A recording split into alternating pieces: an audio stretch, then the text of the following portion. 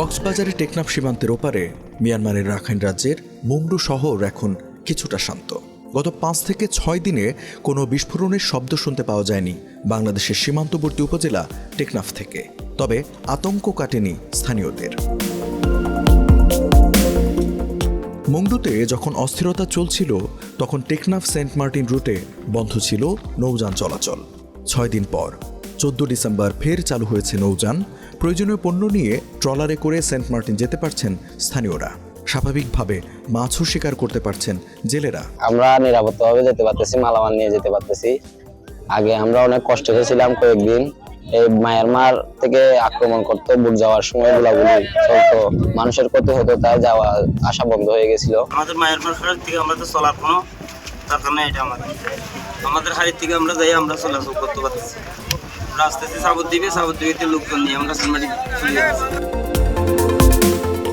স্থানীয়রা জানান, মিয়ানমারের অস্থিরতা প্রভাব পড়েছে টেকনাফের ব্যবসা বাণিজ্যে। গত 10 মাস ধরে প্রতিবেশী দেশটিতে পণ্য রপ্তানি পুরোপুরি বন্ধ রয়েছে টেকনাফ স্থলবন্দর থেকে। সীমান্ত এলাকায় বিজিবি কোস্টগার্ডের রয়েছে কড়া নজরদারি। কেউ যাতে নাফ নদী হয়ে সীমান্ত অতিক্রম না করে সেজন্য সতর্কও করছেন কর্মকর্তারা।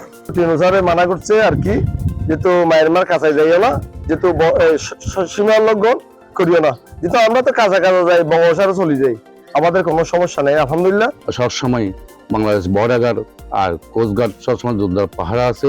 যেহেতু নৌচলাচল বাধা নেই, যেহেতু আমি অনুরোধ করব বাংলাদেশ জলসীমা অতিক্রম না করে জেলেরা যেহেতু মায়ানমার কাছে না যাওয়ার জন্য আমি জেলেদেরকে অনুরোধ করব।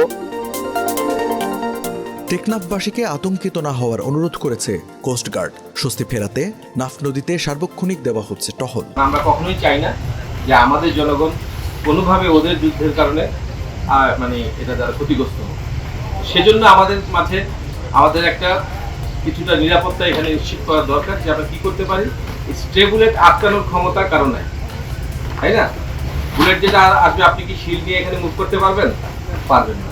সো যেহেতু কেউই এই শিল্ড নিয়ে মুভ করতে পারবে না, সুতরাং এই স্ট্রে বুলেটকে প্রোটেক্ট করার ক্ষমতা কারণ আছে।